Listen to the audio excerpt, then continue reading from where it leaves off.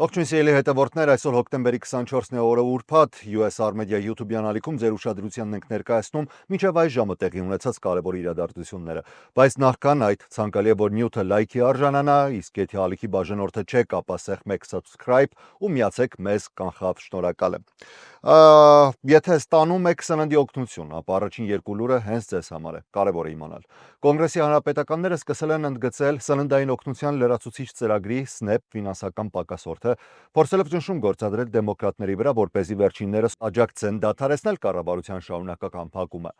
Հանրապետականները պնդում են, որ դեմոկրատների կողմից ժամանակավոր բյուջետային օրինագծին դեմ քվեարկելը վնասում է երկրի ամենաղքատ շերտերին։ Դեմոկրատները հակադարձել են հանրապետականներին մեղադրելով կեղծավորության մեջ, հիշեցնելով նրանց երկարամյա պայքարը ցածր եկամուտ ունեցող քաղաքացիներին աջակցող դաշնային ծրագրերը, այդ թվում SNAP-ը, կրճատելու ուղղությամբ։ Նրանք մատնանշում են նաև Դոնալդ Թրամփի մեծ գեղեցիկ օրինագծով իրականացված խորը կրճատումները, որոնք այս տարի զգալիորեն նվազեցրել են SNAP-ի ֆինանսավորումը։ Կառավարության փակման պատճառով որոշ նահանգներ արդեն դադարեցրել են նոր դիմումների ընդունումը, իսկ մյուսները զգուշացնում են, որ ֆինանսավորումը կարող է սպառվել ամսվա ավարտից առաջ։ Եթե փակումը ձգվի մինչև նոյեմբեր, հետևանքները կդառնան կործանարար, հատկապես ավելի քան 40 միլիոն ցածր եկամուտ ունեցող ամերիկացիների համար, որոնք ապավինում են սննդային սուբսիդիաներին։ Լավագույն դեպքում նրանք կստանան ավելի փոքր չափի օգնություն մթերք գնելու համար, իսկ վատագույն դեպքում ընդհանրապես ոչինչ։ Մի շարք նահանգներ արդեն նախազգուշացրել են, որ SNAP-ի վճարումները ամբողջությամբ կդադարեն։ Հիմնական հարցը մնում է, ինչպես է SNAP ծրագիրը վերահսկող ԱՄՆ գյուղատնտեսության նախարարությունը կառավարելու ֆինանսական ճգնաժամը առաջիկա շաբաթներին։ Նախարարը զգուշացրել է, որ նոյեմբերի 1-ից սկսած 40 միլիոն ամերիկացու սննդային օգնությունը վճարելու համար բավարար միջոցներ չունեն։ Նա մեղադրել է դեմոկրատներին ասելով. նրանք նախապատվություն են տալիս ապօրինի ներգաղթյալներին անվճար բուժօգնությանը ամերիկացի ընտանիքների սննդային անվտանգության փոխարեն։ Ու շարունակելով թեման, քանի որ մեզ հետևում են մեծամասամբ Կալիֆոռնիա նահանգից, կարևոր հայտարարություն կա հենց նահանգից։ Իշխանությունները հայտարարել են, որ դաշնային կառավարության շարունակվող փակման հետևանքով միլիոնավոր շահառուների սննդային օգնության, նույն ինքը CalFresh ծրագրի կամ SNAP-ի նոյեմբերյան վճարումները ուշանալու են։ CalFresh-ը ֆինանսավորվում է դաշնային մակարդակով, բայց կառավարվում է նահանգային եւ տեղական սոցիալական ծառայությունների գործակալությունների կողմից, օգնելու ցածր եկամուտ ունեցող անձանց գնել առողջ սնունդ։ Սոցիալական ծառայությունների գործակալությունը ամսական միջինում տրամադրում է շուրջ 62 միլիոն դոլար CalFresh-ի օգնության համար, նշված է գործակալության տնօրեն Էն Թրանի հայտարարության մեջ։ Սա ազդեցություն կունենա ոչ միայն այդ օգնությունը ստացող ընտանիքների ու անհատների վրա, այլև ամբողջ տեղական տնտեսության վրա։ CalFresh-ի շահառուներին հորդորում են շարունակել կատարել բոլոր պարտադիր հաշվետվությունները, ներկայացնել ստուգման փաստաթղթեր, SAR-7 կիսամյա հաշվետվություններ եւ կատարել ծրագրի թարմացումները, որպեսզի ստանան իրենց օգնությունը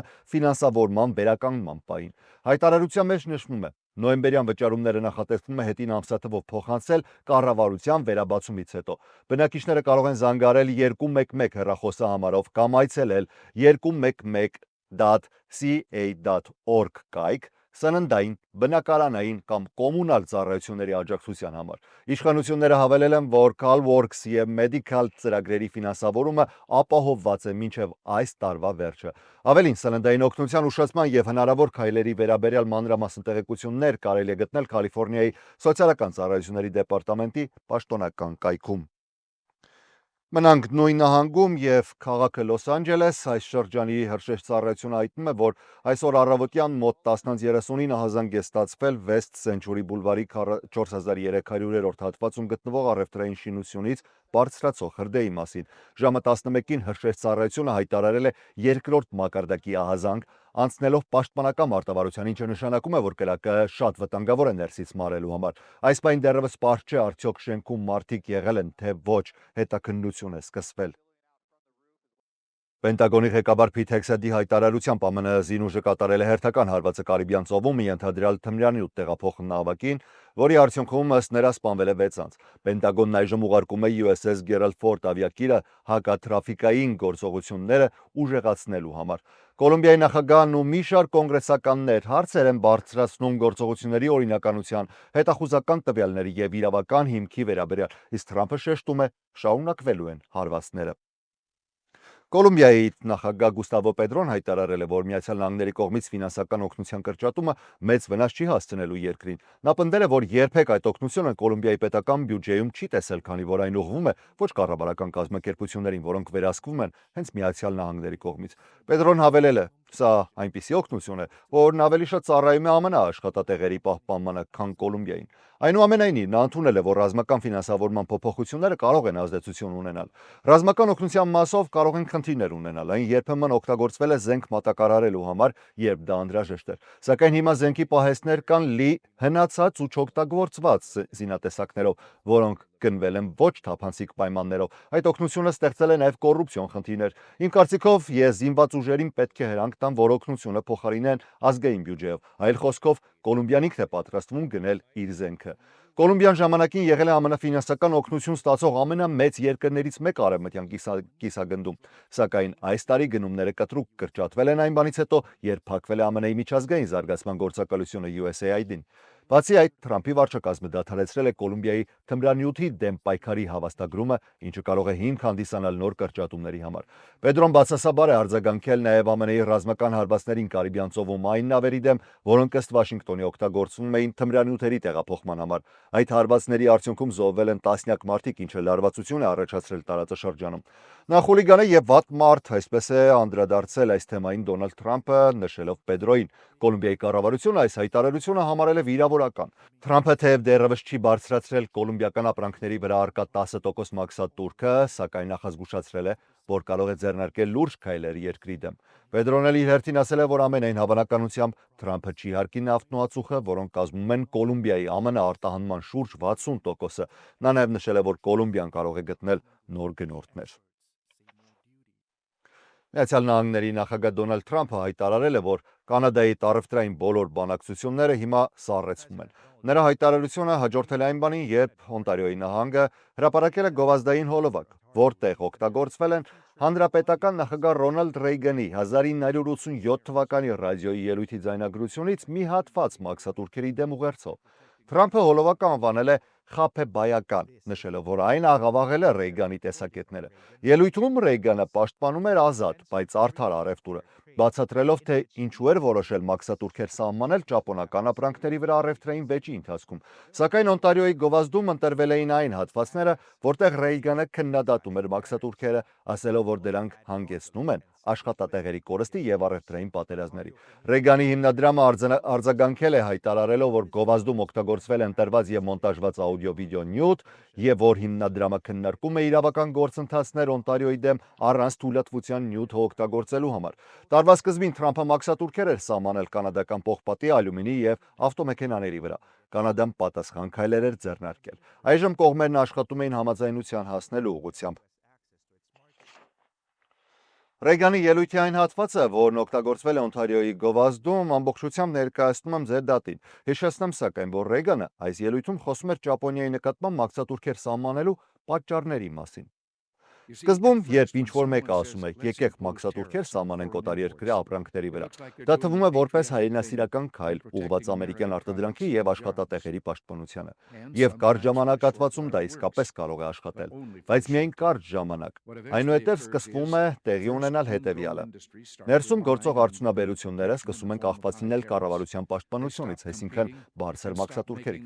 Նրանք դադարում են մրցակցել, դադարում են ներդնել նորարարական ղեկավարում եւ տեխնոլոգիական առաջընթաց հաջողելու համար համաշխարհային շուկայում։ Եվ մինչև այս ամենը շարունակվում է, տեղի է ունենում ավելի վատ բան։ Բարձր մաքսատուրքերը անխուսափելիորեն բերում են այլ երկրների պատասխան քայլերին, սկսելով կտրուկ առևտրային պատերազմներ։ Արդյունքը լինում է այսպիսին. ավելի շատ մաքսատուրքեր, ավելի բարձր առևտրային պատնեշներ եւ ավելի քիչ մրցակցություն։ Մաքսատուրքերի պատճառով արհեստականորեն բարձրացած գների հետևանքով մարդիկ դադարում են գնումներ կատարել եւ այդ ժամանակ տեղի է ունենում ամենասարսափելին։ Շուկաները փոքրանում են եւ փլուզվում։ Գործարարներն ու արդյունաբերությունները փակվում են, միլիոնավոր մարդիկ կորցնում են իրենց աշխատանքը։ Այս ամենի հիշողությունը 1930-ական թվականներից ինձ ստիպեց, երբ եկա Վաշինգտոն, հաստատ որոշում ընդունել, չթողնել, որ պաշտպանողական քաղաքականությունը նորից ոչնչացնի ամերիկյան բարեկեցությունը։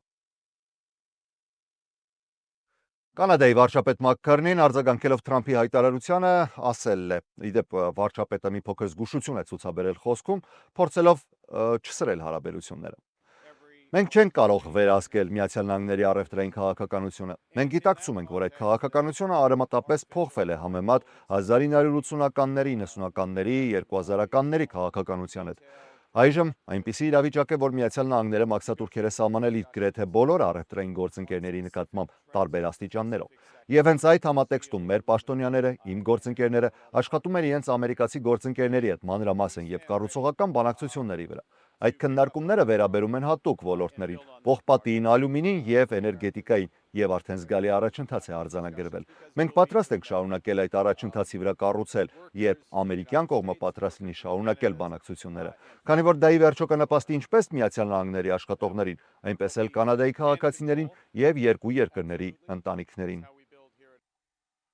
Նախագահ Դոնալդ Թրամփի վարչակազմը փորձում է նվազեցնել մսի գները, թույլ տալով Արգենտինայից ԱՄՆ ներմուծել նախորդից 4 անգամ ավելի շատ տավարի միս։ Սակայն այս որոշումը դժգոհություն է առաջացրել ամերիկացի անասնապահների շրջանում։ Նոր կարգով արգենտինական տավարի մսի ցածր մաքսատուրքերի սահմանաչափը բարձրացվել է մինչև 80,000 տոննայի, ինչը ավելի էժան է դարձնում նրա ներմուծումը։ Այս որոշումը կայացվել է այն պահին, երբ մսի գները Միացյալ Նահանգներում հասել են իրականում պատմական բարձր մակարդակի պայմանավորված անասունների պակասով եւ սպառման մեծ պահանջարկով։ Սակայն ներմուծման ավելացումը վրդովվեցրել է ամերիկացի անասնապահներին, որոնք երկար տարիներ աջակցել են Թրամփին։ Նրանք պնդում են, որ կառավարությունը պետք է պաշտպանի տեղական արտադրողներին, քանի որ մեծածավալ ներմուծումները կարող են վտանգել նրանց եկամուտը եւ գյուղատնտեսական շուկայի կայունությունը։ Միաժամանակ Արգենտինայում այս նոր որոշումը ընդունվել է մեծ ոգևորությամբ։ Տավարի մսի արտահանողները հայտարարում են, որ սա մեծ առևտրային հնարավորություն է, հատկապես այն պայմաններում, երբ Բրազիլիայի մրցակից ընկերությունները բախվել են ավելի բարձր մաքսատուրքերի։ 2024 թվականին ԱՄՆ-ն Արգենտինայից ներմուծել էր շուրջ 33,000 տոննա տավարի միս, որը կազմել է ԱՄՆ ընդհանուր ներմուծման միայն 2%-ը։ Դրանց մեծ մասը օգտագործվում է համբուրգերի արտադրության համար որպես ցածր յուղայնությամբ խառնուրդ։ Մասնագետների գնահատմամբ, նույնիսկ այս նոր սահմանաչափով արգենտինական մսի ներմուծման ավելացումը նշանակալի ազդեցություն չի ունենա գների վրա, քանի որ Միացյալ Նահանգներում անասունների պաշարները ներկայումս ամենացածր մակարդակի վրա են վերջին տասնամյակների ընթացքում։ Սա պայմանավորված է երաշտներով, որոնք ոչնչացրել են արոտավայրերը եւ բարձրացրել կերերի գները, ինչի հետևանքով շատ անասնապահներ ստիպված են եղել կրճատել իրենց նախիրները։ Երևի թե այս թեմայի շրջանակում էլ շարունակենք։ Մեքսիկայում աշխատողները շտապում են ապամոնտաժել 5 գործարան եւ այն վերածել նոր լաբորատորիայի, որի նպատակն է օգնել երկրին վերացնել մսակեր մակաբույծ screw-worm-երը։ Այս մակաբույծը վտանգում է Մեքսիկայի անասնապահական ոլորտը եւ լարվածություն է առաջացրել Միացյալ Նահանգների հետ։ Ինժեներները, անասնաբուժներն ու միջատաբանները կառուցում են հատուկ լաբորատորիաներ, որոնք նախատեսված են կենդանական վերքերի պայմանները վերարտադրելու համար։ Այդպիսի միջավայրներն են, որ screw-worm-երը փնտրում են իրենց ձվերը դնելու նպատակով։ Այդ մեթոդը արդեն ապացուցել է արդյունավետությունը վերացնելու մակաբույծների այն տեսակները, որոնք թափանցում են տաքարյուն կենդանիների մարմնի մեջ հաճախ սպանելով անասուններին, եթե բուժում չտրամադրվի։ Screw-worm-ի բռնկումը լարվածություն է ընդհանրապես առաջացրել Մեքսիկայի եւ իր ամենամեծ առևտրային գործընկեր Միացյալ Նահանգների միջև, որը մայիսից ի վեր հիմնականում փակ է պահում իր սահմանը մեքսիկական անասունների ներմուծման համար։ Մեքսիկայի նախագահ Կլաուդիա Շեյնբաումը հայտարարել է, որ իր գյուղատնտեսության նախարարն առաջիկա շաբաթը մեկնելու է Վաշինգտոն փորձելու վերսկսել անասունների արտահանումը։ Այս 51 միլիոն դոլար արժողությամբ նախագծին Միացյալ Նահանգները ներդրել է 21 միլիոնը, սակայն սպասվում է, որ այն չի բացվի մինչև հաջորդ տարի։ Բացի այդ, մեթոդը պահանջում է ժամանակ, քանի որ ներառում է միլիոնավոր ճանճերի բուծում, դրանց ճառագայթային ստերիլացում եւ վայրի բնության մեջ բաց թողնում։ Երբ ստերիլ արու ճանճերը զուգավորվում են վայրի էգերի հետ, սերունդ չի առաջանում եւ ժամանակի ընթացքում ամբողջ պոպուլյացիան կտրուկ նվազում է։ Այսպիսին է հենց մեթոդի գաղափարը։ Մեքսիկան այս մեթոդն օգտագործել է տասնամյակներ առաջ հաջողությամբ վերացնելով screw-worm-երին 1991 թվականի 19 տարվա պայքարից հետո, սակայն ծրագրի ղեկավարները նշում են, որ այս անգամ հույս ունեն նույն արդյունքին հասնել շատ ավելի կարճ ժամանակահատվածում։ Ու այս լուրով էլ ավարտենք այս ժամի թողարկումը, ես Հարություն Մինասյանն եմ, շնորհակալ եմ ուշադրության համար։ Երեկոյան կհանդիպենք, առողջ եղեք։